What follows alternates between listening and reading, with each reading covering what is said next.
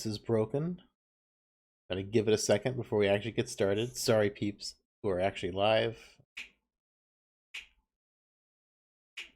We're just talking about taxidermy. Yeah, we're talking. Brian wants to send his taxidermy body after he's dead to whatever relatives he has left to proudly stand in their living room. Exactly. And I want to can they add stuff to my legs so I'm taller? I want to hit the ceiling. Can they add 4-foot extensions to my legs?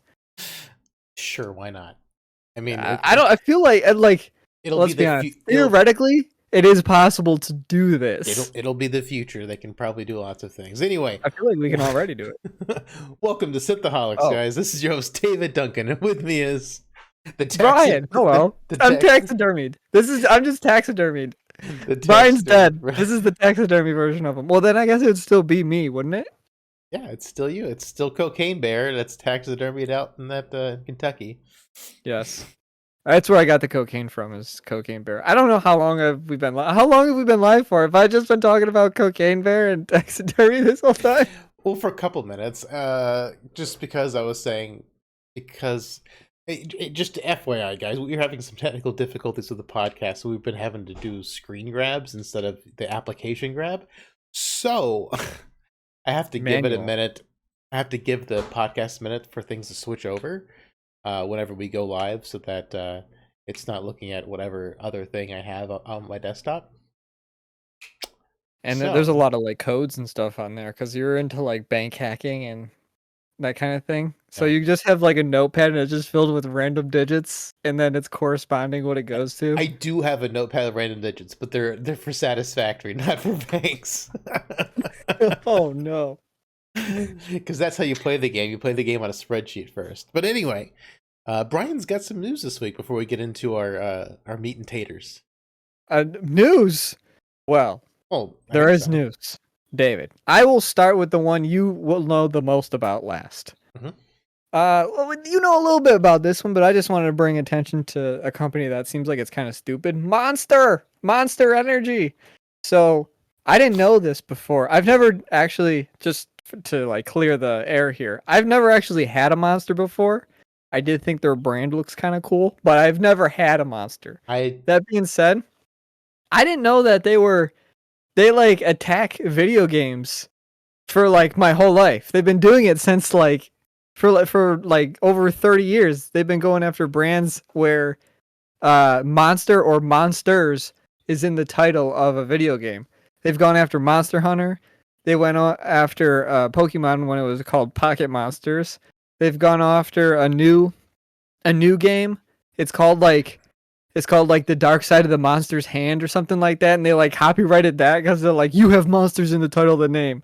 So, shout out to Monster being pretty trash at being a company, I guess, from a copyright standpoint. Yeah, I think they should only be a legit thing if it's Monster Energy, in the thing, next to each other. Can you imagine you go to court and they go after Pocket Monsters and they're this people are going to get confused.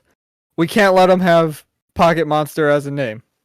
And it's the same thing with do you remember 2 years ago Immortal Phoenix Rising? It was an Ubisoft game based on yeah. And that game was originally called Gods and Monsters, but they had to change it because Monster Energy sued them. So this is on topic to this thing. So did they ever sue D&D for the Monsters Manual? Because that's one of the official books for D&D. There's each edition has its own Monsters Manual. That's true. What comes first though? Did D&D come first or did Monster? D&D started in the 70s, so for all I know, Monster could be 200 years old. I have no idea how old this drink is. I've never had a Monster either, so I'm guessing they're relatively new. They got to be at least what? 90s? Yeah, that was my guess. Somewhere in the 90s, maybe. That's when energy drinks started. After Surge died. Oh man, Surge. Yeah, Surge was replaced with Monster. So yeah, just wanted to bring that forward. Besides it being in its own video game, Monster does have a Monster promotional game and being in Death Stranding.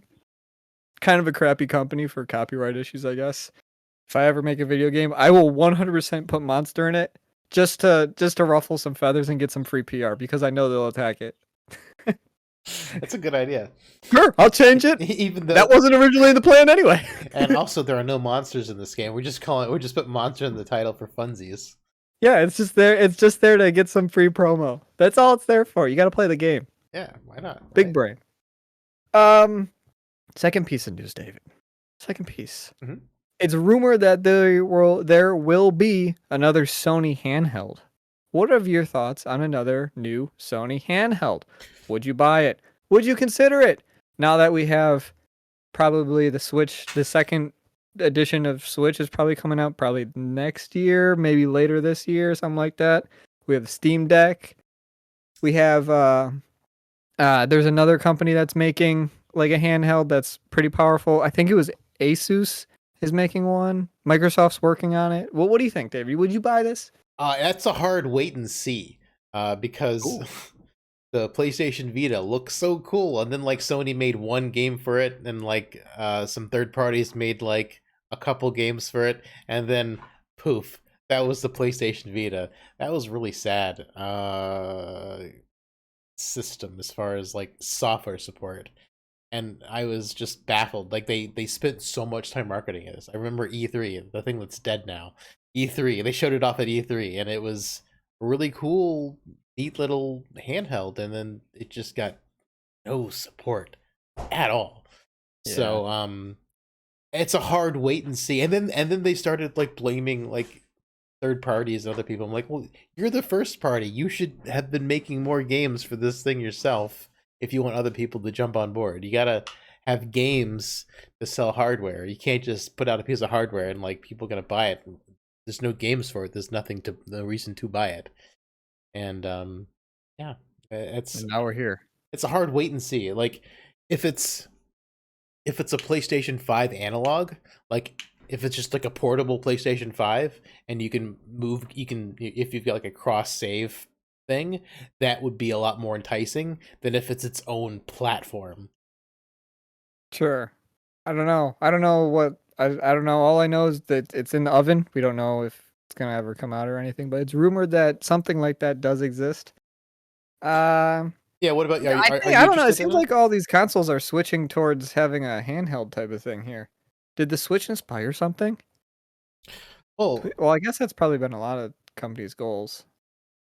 yeah, Having like maybe. I mean, handheld. yeah. Would you get a Sony handheld? No, nope, nope. Don't want it. What if it's like I said? What if it's a portable PS5? No, don't want it. Don't want it. Don't want it. I have a Steam Deck. That Yeah. is, there's nothing's gonna be a Steam Deck in my mind. I hope one day we can all live as one, and I can just own a Steam Deck and play everything on the Steam Deck. You know, plop it in like you do with the Switch and I'm play it on a s- TV, I'm plop on it off. I'm honestly still super dubious about the Steam Deck even getting past its first version because They're making a second version already. They're working on it. Valve has a notorious, but there'll never be a third version though. No, that's it. After 2, that'll be done. Yeah, I'm super dubious about anything hardware related Valve puts out because Valve A can't count to 3 and B will just drop their hardware support like out of nowhere. A We're lot of done with times. this. But I don't know if they'll. I don't think they'll do it with this time.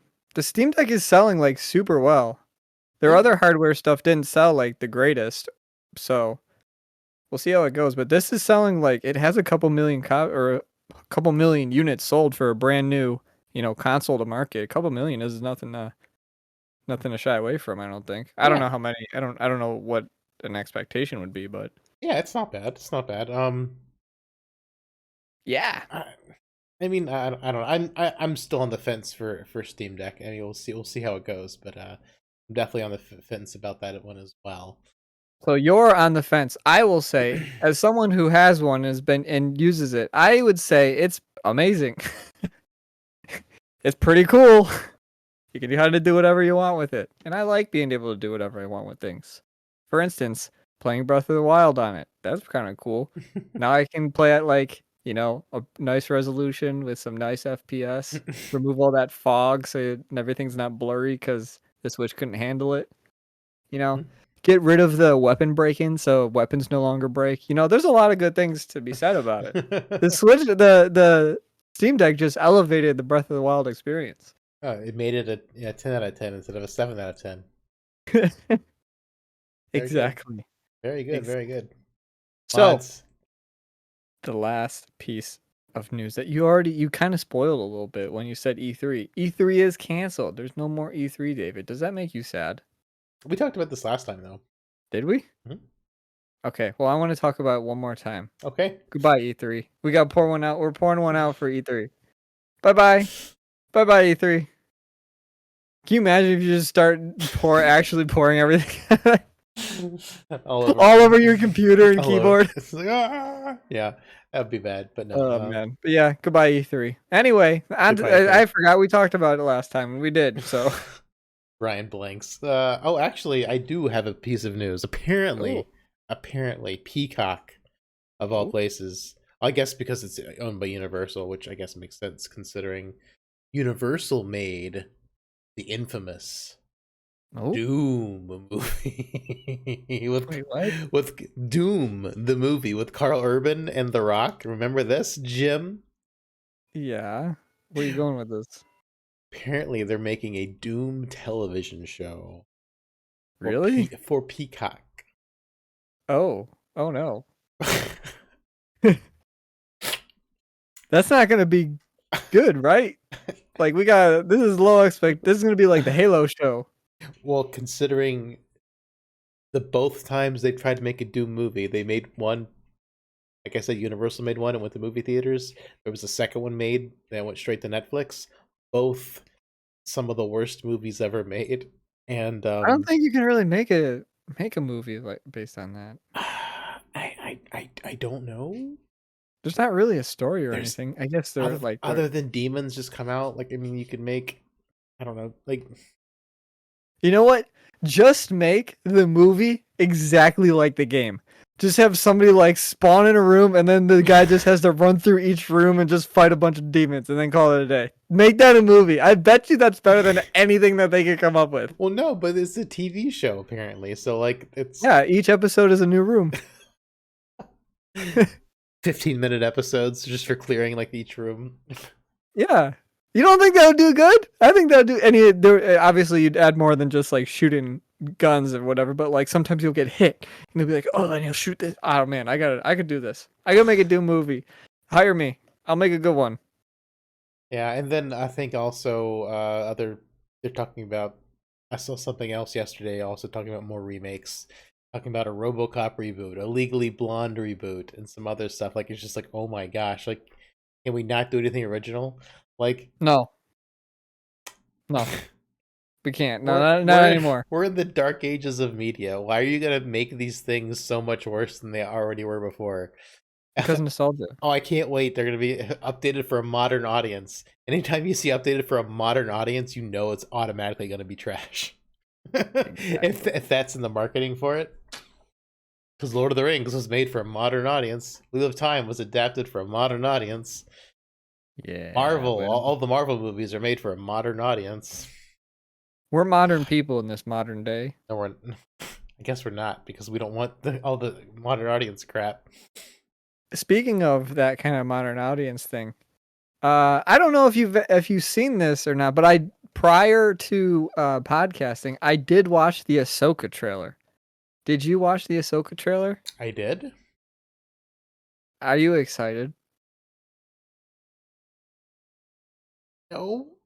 Oh, okay. Why was that like a no? I watched it and I'm like, yeah, I'm good. I'm good. Well, it kills me inside a little bit. Oh, Oh. speaking of Star Wars, I did remember some news. Oh, here we go. This is how it always works. This is how it works. I have nothing going in, and then Brian says something, and it sparks. Oh, I do have something. The Ahsoka trailer. I don't know it. The part where it's like he's the heir to the Empire, and I'm like just groaning because the Timothy Zahn trilogy, Heir to the Empire, Dark Force Rising, The Last Command were like some of the most revered Star Wars books of the 90s, the era which I was reading Star Wars books. Like I had zero interest in reading, and then my friends told me about Star Wars books, and then like I consumed every Star Wars book I can pretty much get my hands on. Uh, and Thrawn is coming back, and that's kind of exciting, but It was also, Redcon, wasn't he? Or no? huh? Was he part of the? He wasn't part of the. He was part of the What? EU, which was these three books I'm talking about: Heir to Yeah, the yeah. Empire, Dark, Okay. and then So he was never Redcon because I know they Redcon a bunch of stuff. they I don't know much did about Thrawn. they did retcon him because all this Okay. stuff around Thrawn is completely different than it was in the EU because you know the trilogy brought in Mara Jade, Luke's love interest, like, and all this stuff is done because they basically just wrote Luke off. Oh, they kind of like rewrote. Okay, It gotcha. just so it's gonna be basically the Ahsoka and then the Star Wars Rebels cast that's still alive. That's gonna be fighting it. The Ahsoka show is basically like Star Wars Rebels 2.0. If I'm Sure, looks like, and sure. Star Wars Rebels was a fine cartoon show, but like Disney hasn't done anything lately that's made me particularly trusting and or excited to watch any of their stuff. Like people said Andor was great, but I hated Rogue One, so I was never gonna support and watch a Rogue One prequel. And I watched the first episode of Mandalorian season 3, and I had zero desire to watch any of the other episodes. Like, wow, this is kind of bad.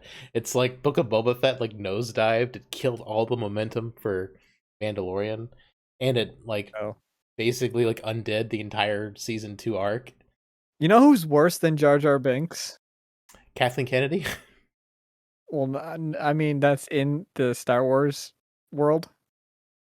The motorcycle gang and Book of Boba Fett. The Vespa gang. Yeah, the Oh Vespa man. gang. Oh man. Just everything. Do you not agree? You think those people are better characters than Jar Jar Binks? No, they're not better. What? They're Oh wait. worse. They're Yeah. worse. Okay. Okay. They're Cool. We agree.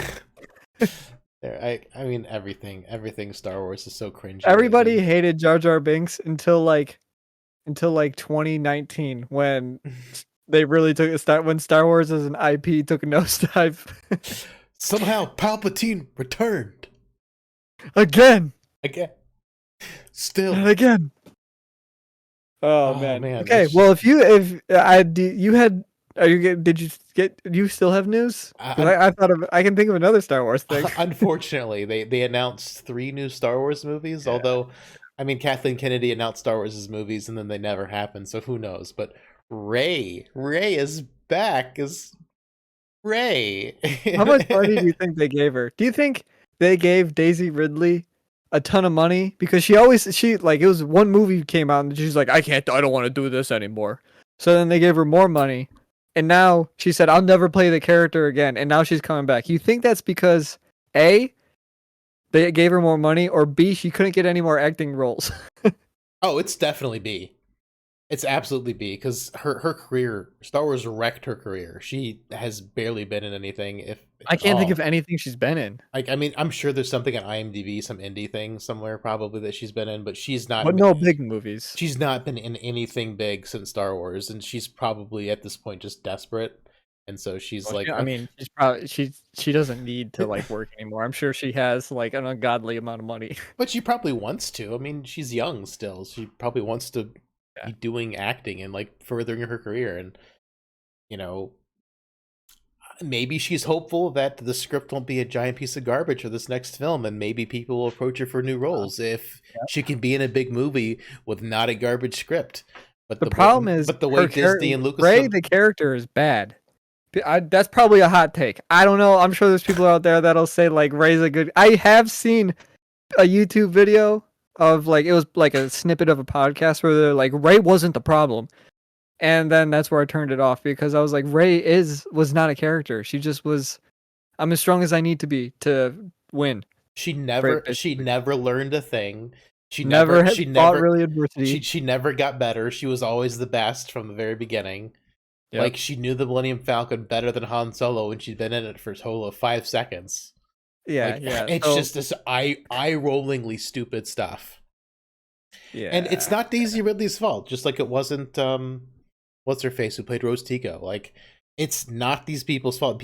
These actors, these poor actors, are getting harassed by fans, and like you do realize these actors have no say over how their Yeah, they're just character doing what goes. they're told. Like Mark Hamill was up in arms about the Last Jedi, and Yeah, yeah, this is like not how Luke would act, and like he didn't have a he choice. was just ignored by the yeah, he was already signed and he had to do it. That just how it goes, unfortunately. So yeah, I'm not excited for anything Star Wars Disney until like I can see like people turning around. Like at this point, Star Wars, I'm a complete apathy. If I hear from people online that I trust, like YouTubers that I follow, and they say it's good, maybe then I'll go out and take a look. But I mean, like Star Wars is dead to me. Star Trek was almost dead to me, and season 3 of Picard has turned it around. Star Trek is never going to be dead to you. I don't want to. You do not say that. You will always go watch Star Trek. Exactly. I've shut down. Silence. I've shut you down.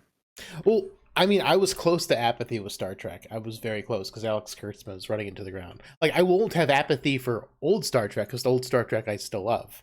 But anything new, I was about to have apathy. I was so close to apathy for new Star Trek. But season 3 of Picard has turned it around. Although I probably won't want to watch the new show they announced, the Star Trek Academy, which also Alex Kurtzman is going to be heavily involved in. So anything Alex Kurtzman's heavily involved in, zero interest in seeing. Anything Terry Matalas, the showrunner for Picard season 3, is involved with, I'm there. I want to see his work because Picard season 3 has been phenomenal.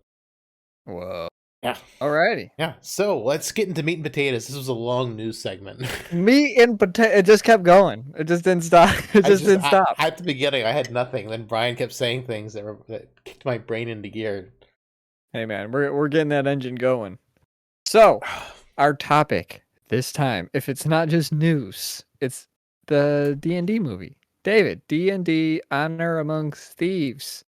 Mm-hmm. When I first saw this trailer, well, first I heard a D&D movie was coming out, and then we both probably collectively like, uh-oh, here we go.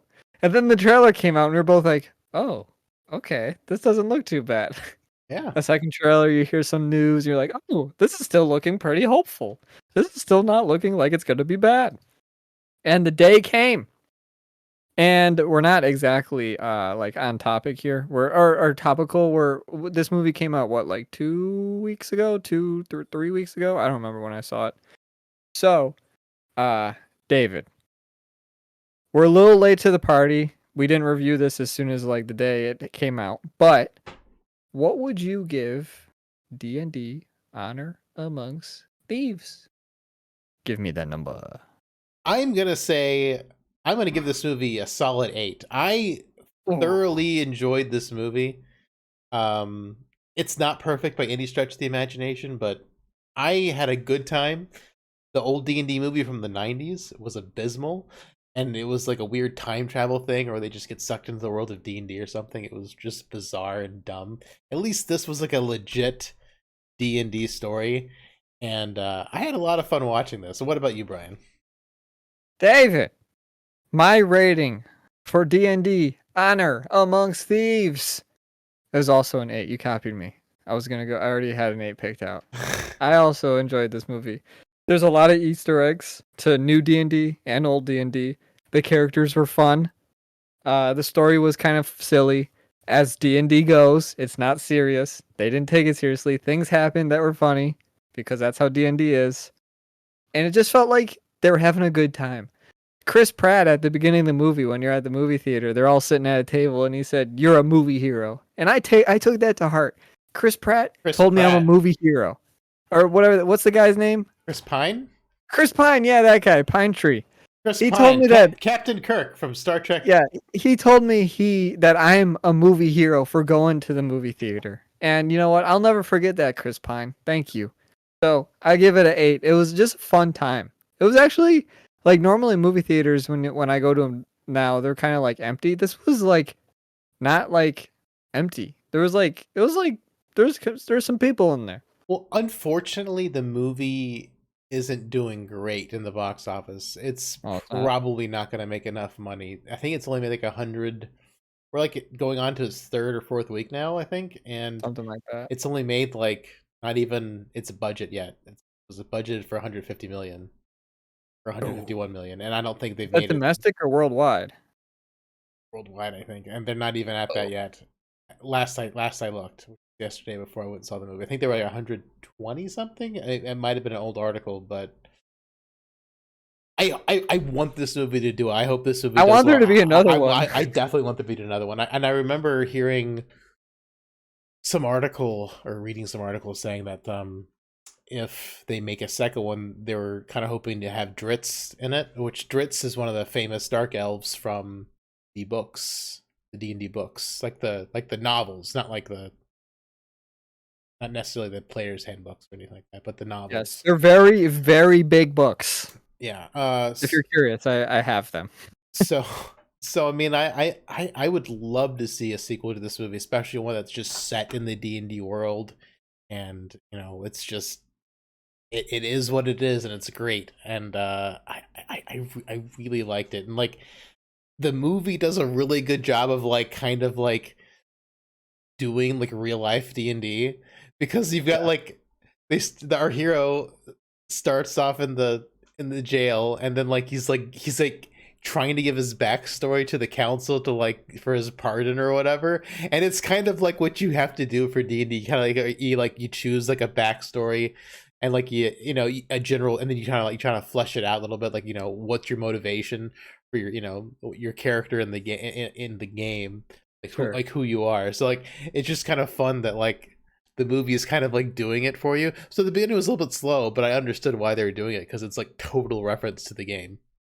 Yeah, it's D&D stuff. Mhm. And he was like he kept needing the like bird guy. He's like, I really think the bird guy would really appreciate my backstory. I really think he needs to be here for this. It's just kind of sad that the Dragonborn guy next to dragons still, I guess they don't have wings, the little dragon guys. Yeah. They're Yeah. they're wingless dragons, I guess, but oh, that was really good. Like That's pretty funny. the movie was way funnier than I thought it was going to be. And like, what was the standout funny moment for you? Oh man. Okay. So I this is think definitely not what I don't think anybody's gonna pick this. I will say, when this happened in the movie, I was like crying. I was laughing so hard, but I was laughing for like a good 10 minutes. I don't know why I thought it was so funny. But there's Michelle Rodriguez's character, which I can't remember. That I'm terrible with these names, man. Whatever that she's over here. Yeah, that one. And Chris Pine's character. They go see Chris Pine's daughter because he's trying to rescue his daughter from whatever the heck whatever that guy's name is, because he like yeah. okay, hold on. We need to like set up some things. We need to set up some things here. The names did not stick with me. There is a group. It's a group just like there is in D&D. There's 4 of them are behind David there, and then there's one more who's like a con man guy. They all get captured pretty much, or they escape. Mm-hmm. That's how Chris Pine and Barbarian Michelle Rodriguez get captured. The other two, the druid is kind of just her own thing, and then the wizard was there but he escaped. And there's another guy that's a con man who was playing to his like best interest, and he kind of screwed over the whole party and made his own little city type of thing. Mm-hmm. Okay. So he takes the like con man takes Chris Pine's daughter and like starts raising her as like his own. And Chris Pine escapes out of jail through jumping through a window with the bird guy that he's explaining the backstory to. And then he sees his daughter, and his daughter's like, the daughter can't go with him because she's been like brainwashed by the con man guy. And Chris Pine is like, we need to talk to my daughter again.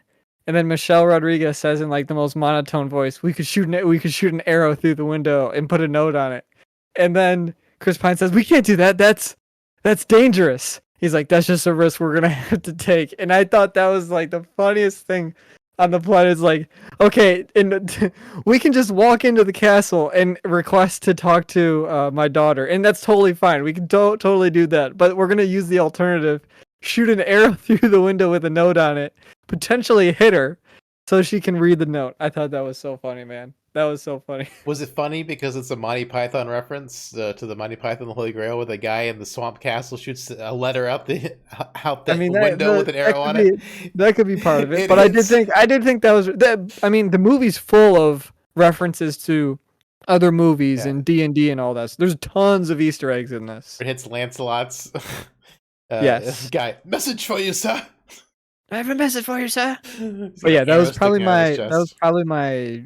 I mean, there's other funny moments, but like that was definitely my favorite for sure. My favorite funny scene was raising the dead, because of course it was, because I always play Yes, necromancer. necromancer. In the when they're in the cemetery. When they're in the cemetery, that is by far my favorite part of the whole thing, because that's a legit thing in the game, like a magic item that lets you just like raise the dead, ask them 5 questions. I don't remember if it's that many in the rules. It's probably something like that, 5. And like I remember using that spell, like or that item in the game, but usually we just once we kill a bunch of bad guys, we like bring them back just to ask them questions, since they can't really attack you. You just have to answer 5 questions. Yep. So, you know, And they kept doing it over and over again. because they all died in battle, so they had to figure out which one knew anything. Yeah. And then at the last one, That they was only 4 asked like questions. 3 or 4 questions, and then he's like, "Please, someone ask me a question so I can die again, Well, no, so I can rest." and then the first one was like they kept asking each other questions, and he's like, "Yes, no, no." He's- Is this the question? Yes. yes. No, stop asking. Stop answering these kind of questions. Okay, sounds good. Yes. Oh man, that was so good. I really like that. Wait, does that count towards my questions? Yes. Yeah, and then like another part that stood out funny was just like whenever it was probably the ending fight when the owlbear starts wailing on the wizard. It felt like the Loki and Hulk scene out of the first Avengers movie. It was better than the Loki Hulk scene. But it felt like it though. It was just like just like getting Yeah. trampled by the owlbear. It was awesome. Well, I mean, it was pretty much the same exact thing as they did with Loki and Hulk, but this time it was like they took it a little bit farther and really slammed like. Yeah, it was funny. They added a couple extra hits in there. Yeah, that was a good part. David, what about your favorite character? Actually, before we even get to that, what do you think Chris Pine is? Do you think he's a bard? I'm pretty sure I know what role he is. What's his class? I mean, he's set up to be a bard, although they never called him a bard the entire time. No, they didn't. See, I think he's a rogue that just happens to carry like a lute.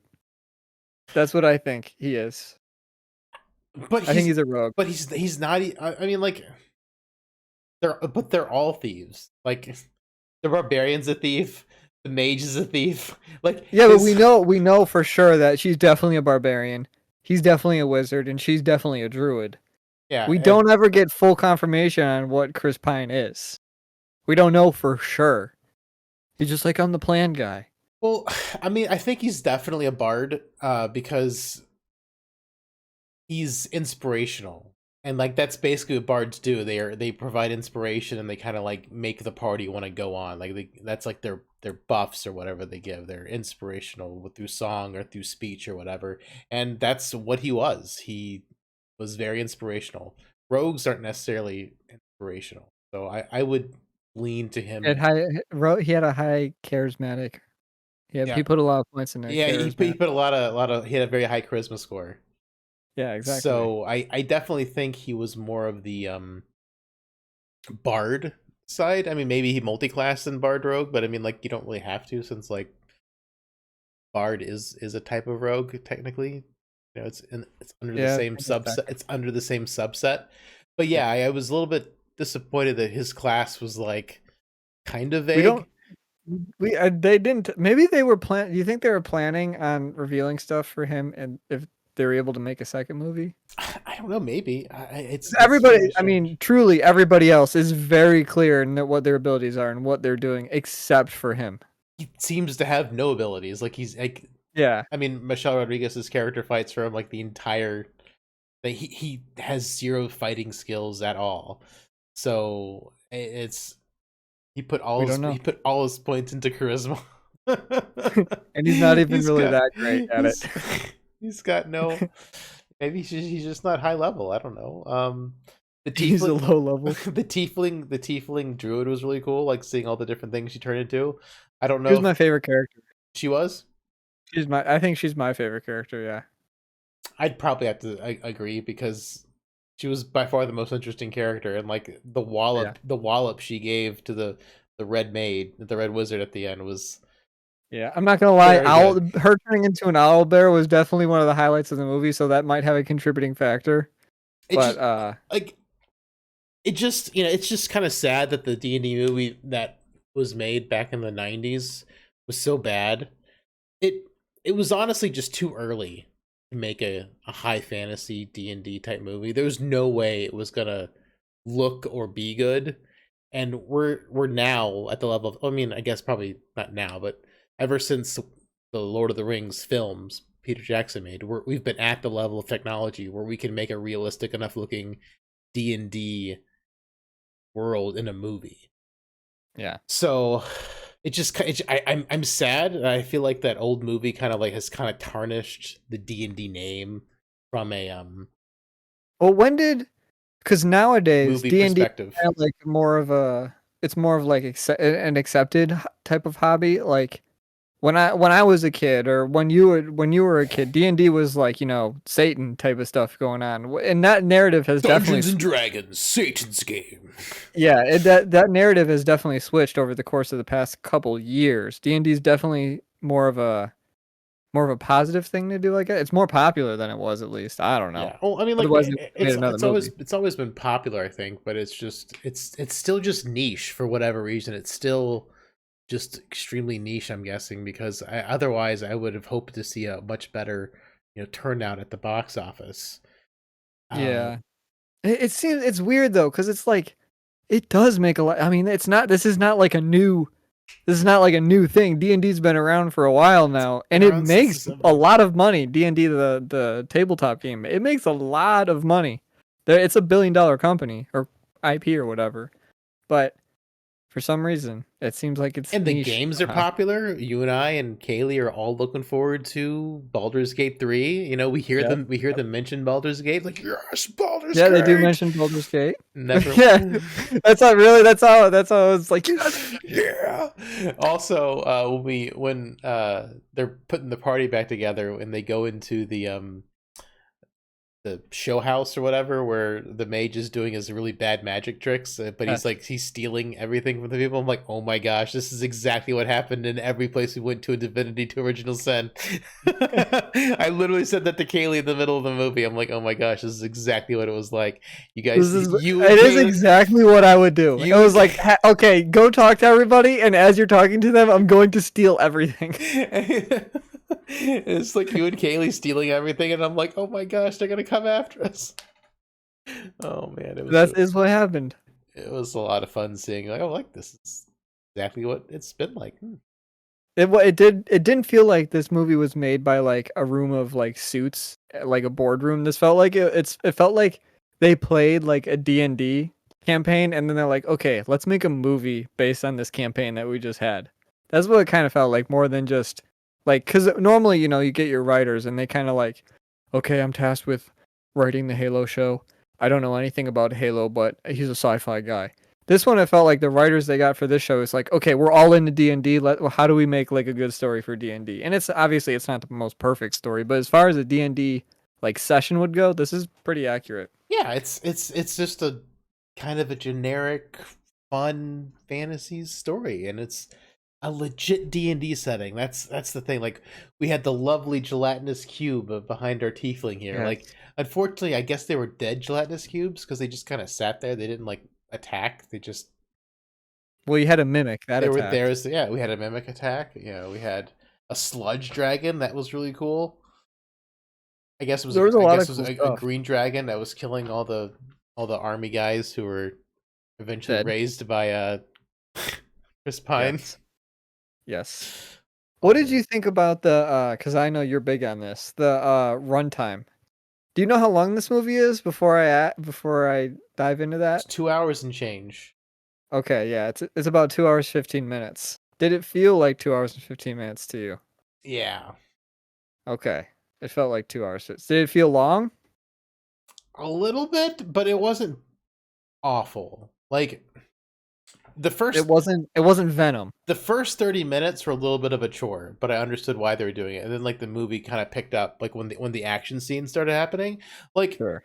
the movie was like a roller coaster and not the thing that like, it's exciting, not exciting. It's like there was parts of the movie that were like tick tick tick tick tick tick tick tick tick where you felt the time go by, and then Mm-hmm. like, when you were going down, it's like when the action was happening, it was great. Like the paladin guy, he was awesome. Like the when they were The going Paladin guy felt like he was like being controlled by the DM, where he's just like this super power, this guy that has no personality, and he's just super overpowered, and he's yeah, perfect.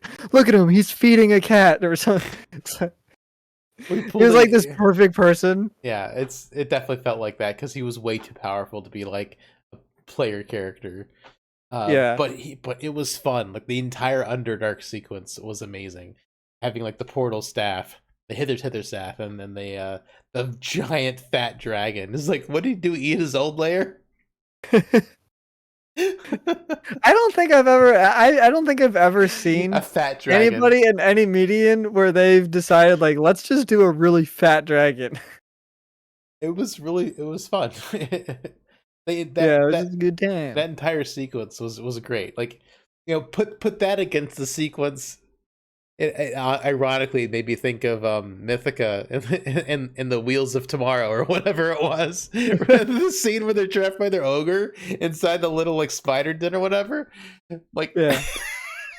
it was ironically very similar, but so much more fun in the D&D movie. Mythica did it first. Mythica, Hashtag Mythica did it first. yeah, it was a very similar scene. Now that you're thinking about it, do you Yeah, you you see? are right. It is a very similar scene. Mythica did it first. They just didn't have a budget to like make They it. had no budget. Yeah. Oh man. Yeah. That's what I was thinking of when I was seeing that scene. I'm like, wow, this is a lot like Mythica. Is that a good? That might not be a good thing. Completely a good thing. Well, I mean, the dragon was cool. The dragon. I mean, this. See that the problem is Mythica didn't have the acting to pull it off. They also Or didn't have the the budget VFX for or the. the story or the Mythica didn't have a lot going for it. Mythica did not have a lot going for it, but it felt like a scene like ripped out of Mythica, put into a better movie with better effects and better actors and better budget. Like it was a fun scene, whereas in Mythica it was like Like that. really corny. Yes. It did feel like that. Yeah. So I don't know. That's D&D. I mean, it was just a fun movie. I would recommend it. Would you recommend it? Absolutely, go see this movie. Whoa. Go see it. You're recommending something? That means you have to go see it if David's recommending it. Because David doesn't like a whole lot of stuff. Yeah, if I'm recommending it, you should definitely go see it. It was fun. Like it just was fun. Like the ending battle was a lot of fun. We saw some mage hand. We saw a meteor.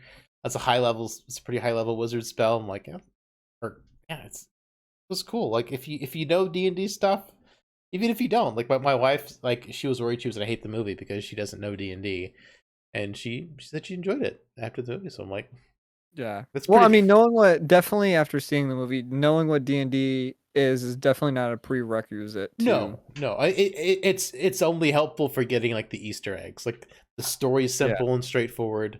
Like the guy's trying to bring back his wife, which we never even talked about, and he's trying to get his daughter back from his Well, his his ultimate crooked ex goal friend was to resurrect his Chris wife. Pine. Chris Pine is the main character, and the entire movie is him trying to get his wife resurrected using like A a magic magical item. item.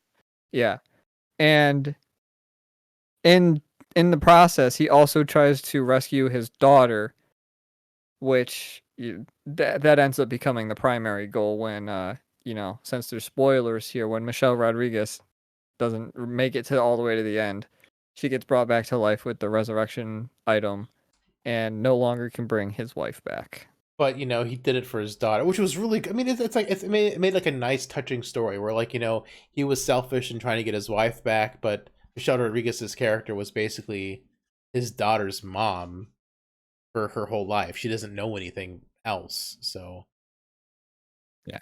he did it for his daughter. It's a touching, good story. It's perfectly fine. It's nothing brand new. It's that's going to revolutionize the way movies are told, but it revolutionizes the way D&D movies are shown because we finally got a budget.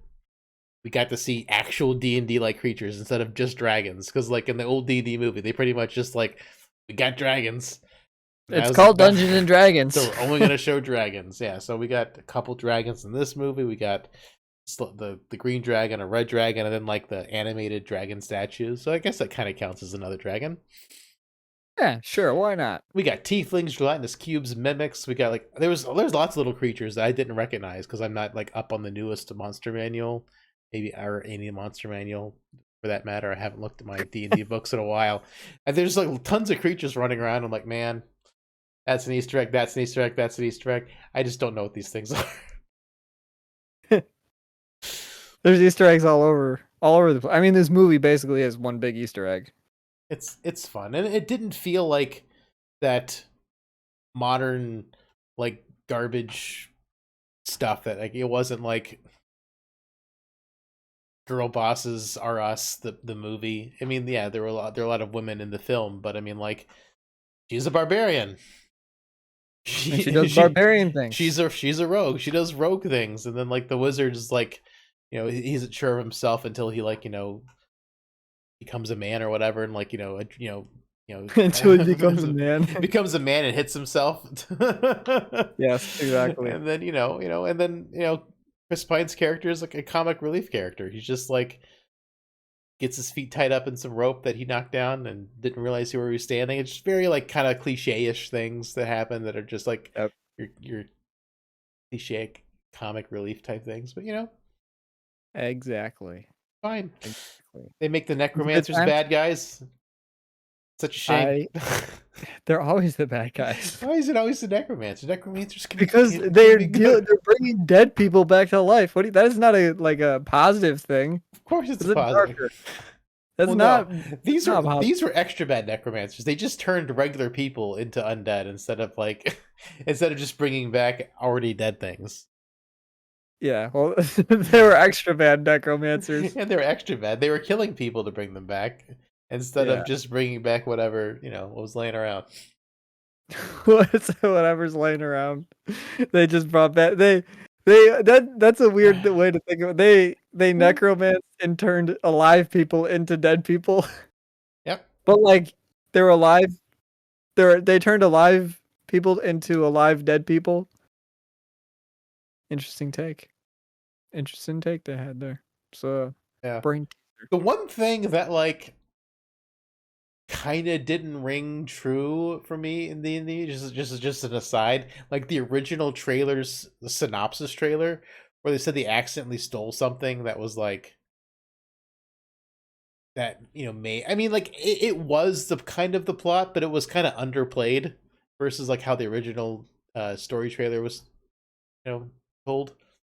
Yeah, it was a little different, but it's fine. Yeah, it's fine. It was just kind of like kind of not exactly what I was expecting, but okay, it's fine. That's how it was marketed. Yeah, it was a very different story for the central aspect of the story than how the movie was marketed, which is fine. It was just strange because I was like, I had in my mind I was expecting them to make a big deal about this artifact, which they didn't really make a big deal about it. No, like it the entire time. Yeah. Meh. Yeah.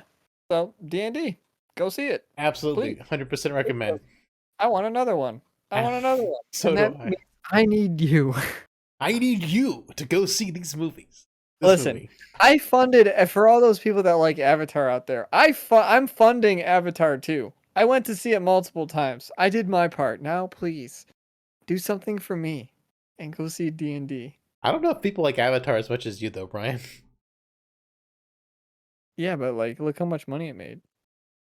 I mean, people went to go see it. I'm not saying they didn't, but also like I don't know. I don't know anyone that likes Avatar nearly as much as you like Avatar. I don't know anybody who likes Star Trek as much as you. See, Yeah, you do. I do.